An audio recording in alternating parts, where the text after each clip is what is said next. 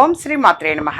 ఇప్పుడు తెలియజేసే అంశము హనుమత్ జయంతి పండుగ అనేటువంటిది సంవత్సరానికి 2 సార్లు జరుపుకుంటారు. మొదటిది చైత్ర మాసంలో వచ్చేటువంటి పౌర్ణమి తిథి రోజున జరుపుకుంటారు. రెండవది వైశాఖ మాసంలో బహుళ దశమి తిథి నాడు హనుమత్ జయంతి అనేటువంటిది జరుపుకుంటూ ఉంటాము. అలాగే ఈరోజు అంటే చైత్ర మాసంలో పౌర్ణమి తిథి నాడున జరుపుకోవటము అనేటువంటిది హనుమత్ జయంతిని దేశమంతటా కూడా ఆనందోత్సాహాల నడుమ జరుపుకుంటుంది. అయితే ఏప్రిల్లో కూడా హనుమత్ జయంతిని జరుపుకున్నాం. ఇదేంటి జయంతి మరి ఈ విధంగా 2 సార్లు వస్తుంది? అసలు వీటిలో ఏది నిజమైన జయంతి అనేటువంటిది ఇప్పుడు తెలుసుకునే ప్రయత్నం చేద్దాం. సాధారణంగా హనుమత్ జయంతిని చైత్ర మాసంలో ఒకసారి, వైశాఖ మాసంలో మరోసారి జరుపుకుంటూ ఉంటాము. ఇలా ఎందుకు అంటే కూడా ఒక చిన్న కథ అనేటువంటిది ఉన్నది.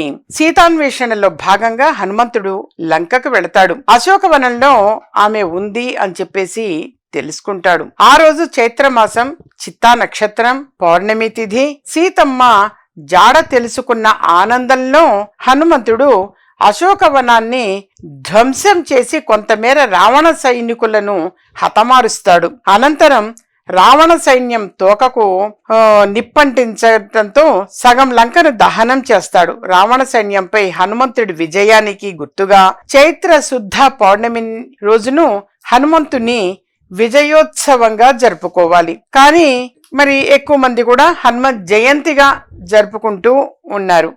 దీనిని యథార్థంగా మరి ఈ మార్చి, ఏప్రిల్ ఈ నెలలో వస్తూ ఉంటుంది.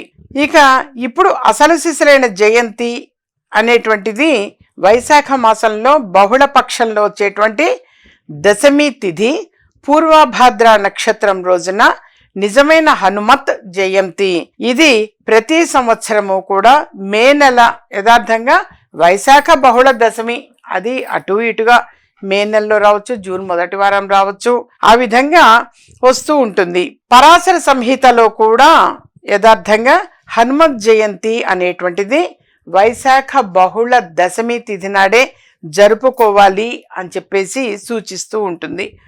సో హనుమత్ జయంతి అనేటువంటిది యథార్థంగా మరి వైశాఖ మాసంలో వచ్చేటువంటి బహుళ దశమి తిథిని మనము జరుపుకుంటాము అనేటువంటిది స్పష్టం చేయటం జరుగుతున్నది.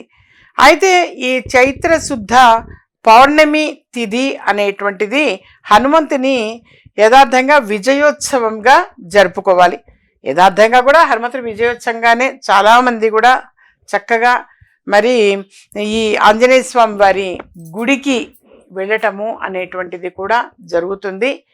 ఇది కూడా మనం ఏంటంటే ఎంతో ఆనందోత్సాహాలతో జరుపుకుంటూ ఉంటాము. చాలా ఆనందోత్సాహాలతో జరుపుకుంటూ ఉంటాము. యథార్థంగా ఆ రోజు హనుమంతుడికి ఇష్టంగా చక్కగా వడపప్పు, పానకము తప్పనిసరిగా నైవేద్యం పెట్టాలి. పానకం నైవేద్యం పెట్టాలి. ఆంజనేయ స్వామి వారికి వడపప్పు, పానకము నైవేద్యం పెట్టటము అనేటువంటిది చాలా చాలా మంచిది. ఈ విధంగా మనము సంవత్సరానికి 2 సార్లు జరుపుకోవటం అనేది ఉంటుంది. చైత్ర మాసంలో వచ్చేటువంటి పౌర్ణమి తిథి, వైశాఖ బహుళ దశమి తిథి నాడు అసలు హనుమత్ జయంతి, పూర్వభాద్ర నక్షత్రము అనేటువంటిది ఆ రోజున అసలు హనుమంతుడి జయంతి అనేటువంటిది మనం వైభవంగా జరుపుకుంటూ ఉంటాము. ఈ రెండింటిని కూడా చైత్ర మాసంలో వచ్చేటువంటి పౌర్ణమి, వైశాఖ మాసంలో వచ్చేటువంటి మరి బహుళ దశమి తిథి నాడు ఈ 2 రోజుల్ని కూడా మనము హనుమత్ జయంతిగా నిర్వహిస్తూ ఉంటాము.